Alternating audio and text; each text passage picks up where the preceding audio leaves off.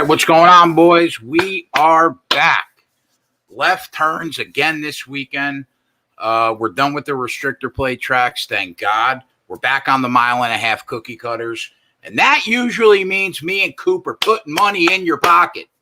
So it's the Buschy McBusch 400, Coop, at Kansas Speedway. Say that 5 times fast.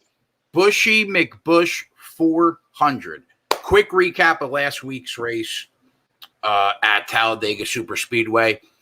It's always a crapshoot, man, trying to pick the right horse in a race like that. I ended up not really betting anything. And our guy Coop had a little Matty D love. Matt DiBenedetto leading the race with 2.5 laps to go. And then the fucking chaos ensues. And Brad Keselowski ends up getting the damn thing done. So what's going on, Coop? How you been? And recap of last week's race. What do you think? Yeah, last week was tough, man. No doubt about it. I mean, I didn't even plan on betting that bet at the beginning of the week going in. I didn't want to have any pre-race bets for winners. But then MGM, decided to put Matty D at 66-1 when all the other books had him at 28 and 30-1, and couldn't pass it up. So threw some money on it, and we all know where it took us. Took us down to about 3/4 of a lap left before Ryan Blaney said, "Hey, fuck you, Matty D. I'm gonna back up and see what happens with the other lane." And he ended up finishing 5th. So that's what it looked like. Means nothing when you have it in a. That's what it looked like for me too. Blaney just backed up and saw like Keselowski was up there, and he screwed Matty D right in the pooch. But all right, Kansas Motor. So look. It sucks that I lost that ticket, man, but, it just sucks for Matt DiBenedetto, man. The guy has just been so flipping close, man. And, at Bristol here, I think there was another race where he the year before he lost that last he lost the same race on the last lap. So, we'll see. I guess Daytona is the next super speedway race, and maybe it's the third time's a charm for him. So we'll have to wait and see. But I really want to see the guy win. It's going to be a huge win for him when he does get it. He's well liked within the community of NASCAR, and he drives for the Wood Brothers, and the next win for the Wood Brothers will be their 100th. And the Wood Brothers are obviously just as well respected, if not more, than Matty D in this industry. So, we move on. And now, we're on to another week. And I'm sweating another ticket. This time in golf, I have a 100-1 ticket on Sammy Burns. So he currently has a 2-stroke lead. So hopefully he can hang on there. Well, that would be a sick cash. Yeah, not much on it, but still, when it's 100-1, you don't need much to, take some nice cash. Yeah, amen there. Well, I mean, I think there's a reason why there have been 2 cup races this year where you and me haven't cashed the ticket, and it's been both super speedways. They're a tough nut to crack, man. They're just so unpredictable. Keselowski led 1 lap, the most important lap last week. Yeah. So. Yeah. All right. Well, I think led 1 lap in the Daytona 500, the most important lap. We turn our attention to Kansas Speedway now. 1.5 mile cookie cutter. Back to what me and you do, making money at these tracks. Denny Hamlin right now, your odds-on favorite at 5.5-1. Historically, if you look back at every single race that Denny Hamlin has raced at this track, I mean, he's been good, not great, but since 2017, he's been great. He's got back-to-back. He had back-to-back wins in the fall 2019 race and the spring 2020 race. Obviously, I think the last race, Joey Logano won. But yeah, I mean, Hamlin has won 2 of the last 3 here. He's been in the top 5, 4 out of the last 7 here. But, you know, his average finish over the last 10 races at the track is 12th. So, you know, I mean, he hasn't been absolutely slaying it, but he's been really hot the last few races here. What do you think about him? 5.5 to 1's a little ridiculous, but you like his chances to win the race? Yeah, I mean, I think his chances are just as good as anybody else. You know, this is a wonky race. You know, one reason it's the race after a super speedway race with a lot of attrition. So we have a wonky lineup the way that it's being set nowadays in the COVID area, where, you know, we don't have, you know, the names up front like we have, you know, typically. We have a couple, but, you know, we have several big names starting in the back or mid pack, so to say.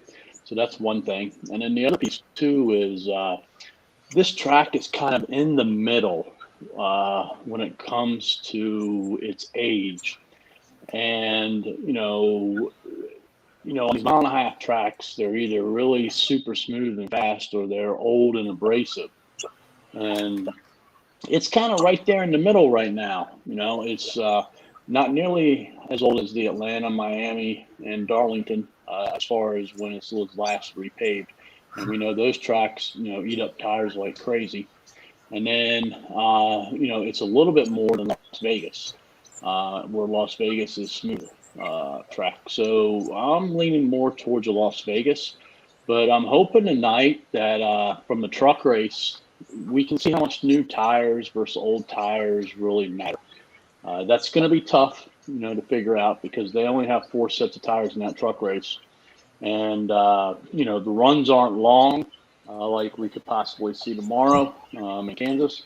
So, you know, I'm just hoping we get some type of idea because, you know, if you look at the past results here, you know, there have been times when they've come down and taken 2 tires and those 2 tires have held versus 4 tires. So, but like I said, you know, it's getting older and older and that's going to start falling off and not be, you know, the way that used to be. You know, a lot of it will also depend upon, you know, do you have people behind you that also took those 2 tires if you went with that strategy?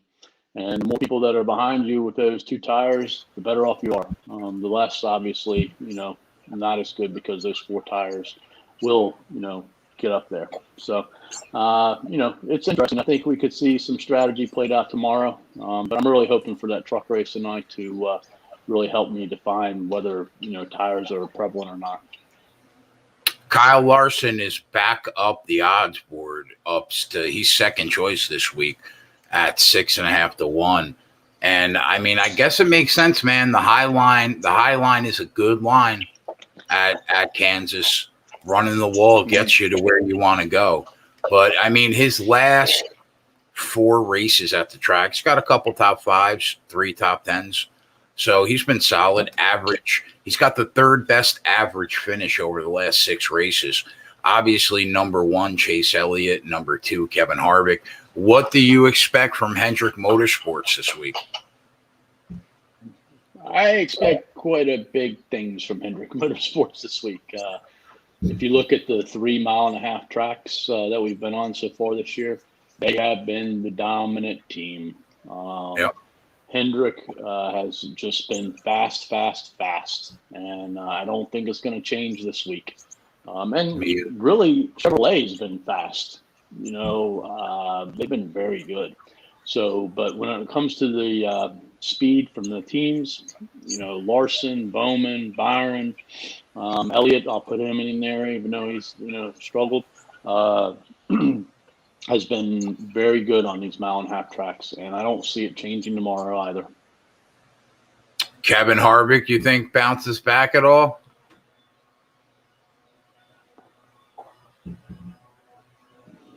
Man, you know, I was doing my DFS stuff, and, you know, I don't know. Playing Kevin Harvick, playing any of those Stewart-Haas teams is tough this week because the 2 tracks that they've been fastest at this year, Daytona and Talladega. Every other track, especially the 1.5-mile tracks, they have struggled to find speed. It's a great teams, great organizations, a lot of good minds there. I'm sure eventually they will get the speed right. Is it this week? I don't know. Kevin Harvick hasn't led any laps, this year on 1.5-mile or short track racetracks. So it's tough, man, to back him, even though he's starting fourth. It wouldn't surprise me if he, runs the whole day in between third and sixth position. Right. He hasn't been bad by any means, but, he just hasn't had that top-notch speed that's required to win. All right, so let me tell you where I'm at. If I was going to pick 6 cars to win this race, it would be all 4 Hendrick Motorsports cars and the big 2 at Gibbs. I don't really see how anybody else wins the race. I think Elliott could it's a get-right spot for him. I think Kyle Larson could go right back to what he was doing in the beginning of the year. I think Bowman and Byron are strong every race, especially on these tracks. I think all 4 Hendrick Motorsports cars could win this race tomorrow. And aside from Truex and Denny Hamlin, I just don't really see anybody else winning this race. I completely agree with you.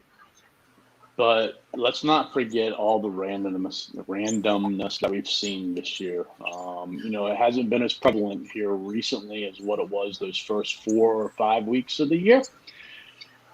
But I wouldn't be surprised if we saw, like a Kurt Busch, a Cole Custer, a Tyler Reddick, an Austin Jones, somebody like that sneak in there, I guess. Listen, like, every week we see a car or 2 that me and you wouldn't expect to run well. Like Busher led 100 and something laps one week, right? Matty D's been in the mix. Yeah, Matty D's been in the mix a bunch this year. But I mean, like, we've had what? We've had a winner, a different winner every race this year, right? Is that true? Except for Truex is the only 2-time winner. Yeah. Okay, so all right, so throw McDowell out. I mean, that was just assy luck at Daytona. So throw that out, right? Yeah. I mean, every Hendrick Motorsports car has won a race, right? Except Chase. Mm-hmm. Yeah. And then get Martin Truex Jr. and Denny Hamlin have been fantastic all year long. So I just don't see how one of those 6 cars. Yeah, you're right. The randomness could fall into play. Pit road penalties, something like that. But I think, like, barring something egregious, one of those 6 cars wins the race tomorrow.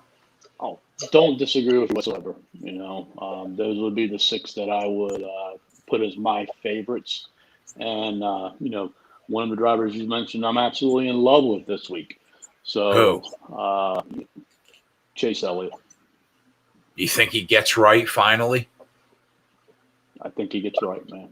It feels like it's just amazing that every Hendrick car has won but him so far this year. And not only one, they've all been fantastic.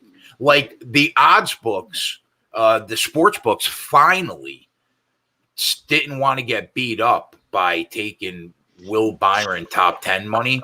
I mean, he went from plus 110 the last 8 weeks to minus 160 this week. Like, I was going to hit it again for a 9th straight time. But, I mean, I don't think I could do it. I don't think I could do it. No, you're not. You're not. On BetMGM, he started out the week at minus 160 top 10. He's now minus 275. Will Byron? Will Byron. And right now he's minus 155 at DraftKings. I'll tell you what, bro. Still too much. If I was going to pick a Hendrick car tomorrow, okay, I agree with you. I think like eventually it has to all come together for Elliott, but like Willie B and Larson are gonna be there at the end, bro. They're gonna be there. Byron has a great car, 16-1. You'll hear more from me on Willie B as we move on. But yeah, I totally agree. Yeah, I don't really bet pre-race, man, but I might take a shot at 16-1. I think he's going to be strong tomorrow.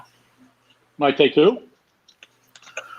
I said I don't really bet pre-race outright bets. The only time I did it this year was Larson when he won at 10-1. But 16-1, I'm tempted. Yeah, I'm tempted. Yeah, and I mean that's kind of the way I am with Chase Elliott too. I mean, you can get him around 9 or 10. I don't think it's going to get much better, so to say. I don't think you're going to find him at 11, 12, 13, 14 during the race. So I think that 9, 10 might be the best we see on him. So, I was thinking about that also. He's in the last several races. He's been in the 6, 7 range. So, you're starting to get a little bit of, edge with him, so to say, with the books, because, he's had some bad luck, so on and so forth. But, he's run this track extremely well.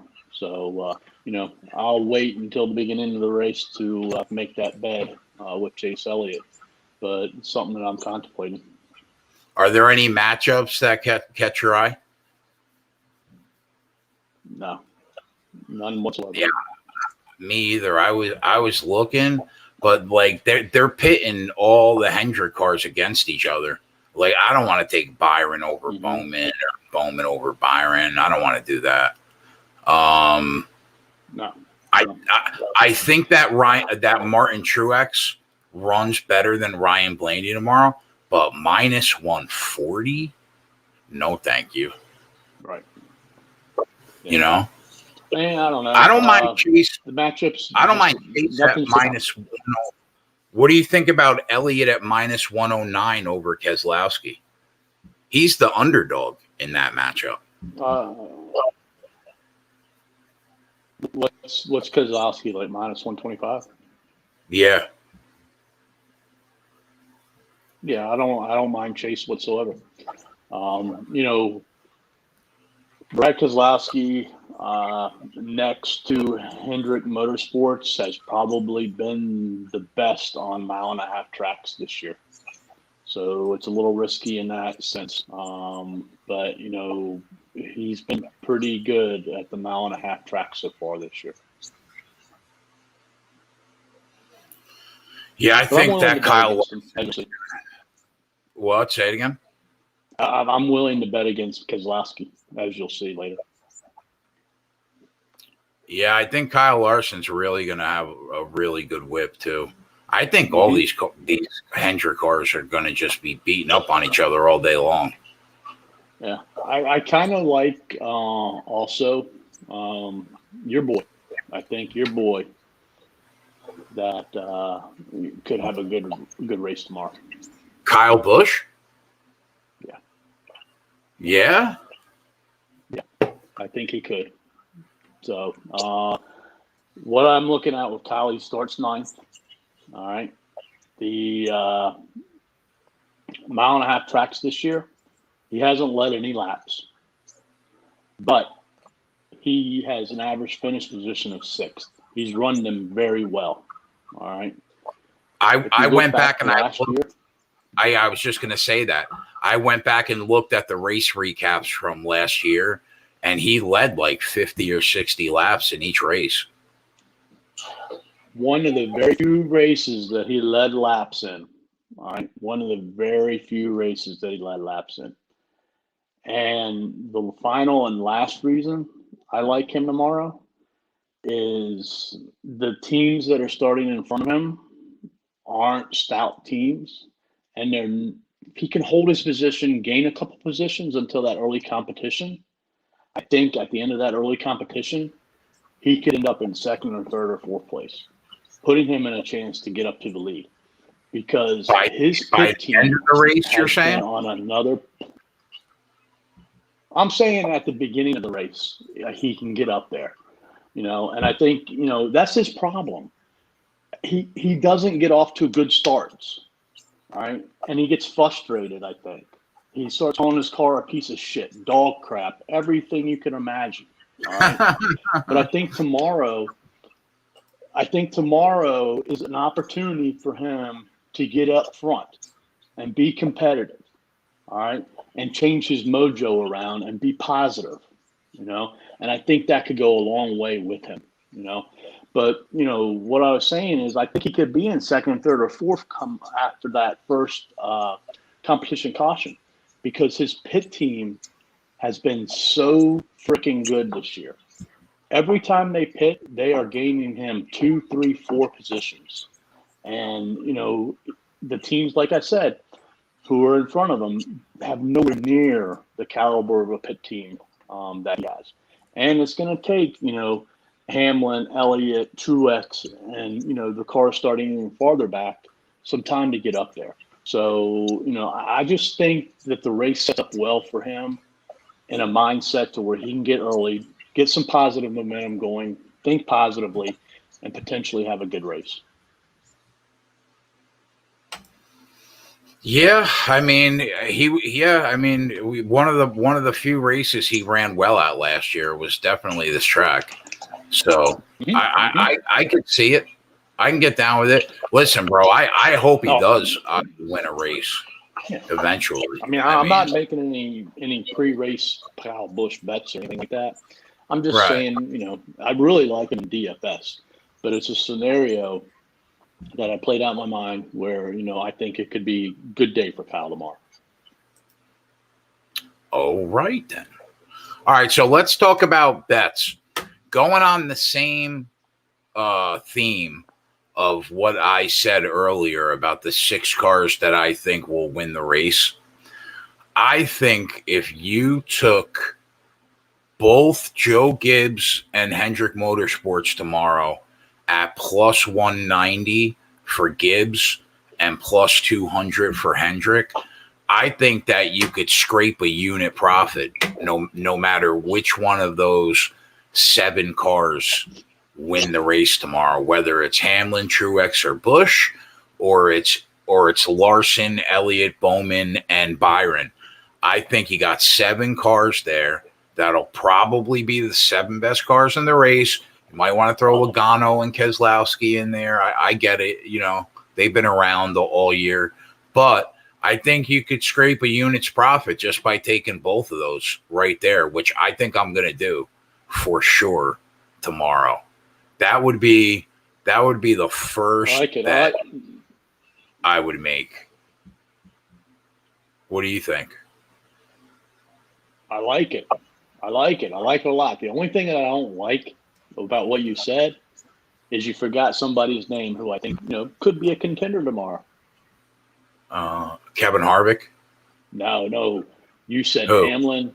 You said Hamlin, Truex, and Busch. It just shows you Chris how much Bell? the will is. Yeah, Chris Bell, man. Yeah, I always forget about the kid. I know. The kid's solid, man. I don't know how you can forget about Chris Bell, man. I completely agree with you. I think he's really good. You should be taking down that McGregor Diaz poster, and you should have a freaking picture of Chris Bell right there. Settle down with the NASCAR. Settle down with the NASCAR memorabilia, Coop. All right. You should have a picture of Chris Bell right there, man. 5,400 for one. Gotcha. I got a NASCAR sticker on the way for behind me. All right. It's ordered. Amazon. It's on the way. All right. So that would be the first bet that I would give out, and I'll probably throw that on the spreadsheet too, if I'm being honest, because I think we can get a unit's profit out of there, no matter which way the race goes. So, what are you looking at if you're like the first bet you like out there? The first bet that I like, and probably the only bet I like, other than what you just mentioned, is William Byron to win stage 1 plus 650. I've already mentioned, the competition up there against him is weak. All right. Harvick hasn't shown a lot of speed. Austin Dillon's up there. Matty D's up there. I don't really consider them factors. Blaney, this isn't one of his better tracks. Kyle Busch, he could be up there, but I think, hasn't shown that lot of speed. There's 2 cars that stick out, with a lot of speed, who are starting up in the front. One's Keselowski, the other William Byron. William Byron's had more speed. I'm going to stick with William Byron. And I think, he has a great shot to win this first stage at plus 650. I could remember a time where me and you didn't bet first stages on mile-and-a-half ovals. Yeah. But I think every time we bet it, we either won it or finished second. Yeah, we've definitely been right there. Been right there. I'll be honest. I can get down with that. I'll bet that with you. I just don't see. He's been so fast all year. The only thing that could hurt him is that pit stop. The caution at the beginning, competition caution, lap 25. First stage is how many laps? They're running a 25 to the competition caution. First stage is 80. Okay. I don't, and what I think is I don't think a Hamlin or Truex or Elliott, can get up there that fast, tomorrow. If it was a track where tires were more in play, so to say, of their fall off, I think, they definitely could get up there because there'll probably there would be an additional pit stop. But tomorrow they have fall off in the tires, but not nearly like those others. I just don't see it happening. So barring cautions, you're looking at a minimum of what? 2 stops, the competition caution, and then one more? No, that's just the competition caution. You think so? Yeah. Yep. All right, another bet. Unless they get to lap 60, and maybe some do. I don't know, but no. Yeah, because I was thinking it's mile and a half track, right? So you're talking, you got what? You still got 90 miles after that first competition caution, about 80 miles after that first competition caution. Mm-hmm. So, yeah, I guess they can go 80 miles, right? I don't think they can. Can they go 80 miles? They could, right? I'm pretty sure. Yeah, I'm pretty sure. Well, go ahead and talk to you about your next bet, man, because I'll look it up. I know Parker asked it out on Twitter. I'll see. The only other bet pre-race that I saw was the best finish in Group B at DraftKings. It's Elliott, Blaney, Kyle Busch, and Kevin Harvick. I think Chase Elliott over those 3 drivers has a pretty big edge. And it's plus 235. Mm-hmm. I don't think that's a bad look. I like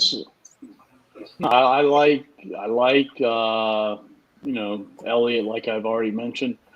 My only concern with that is Harvick, and Busch. They're going to be there. I think. They might not be competing for the win, but they're going to be competing probably for a 3rd through 7th place finish.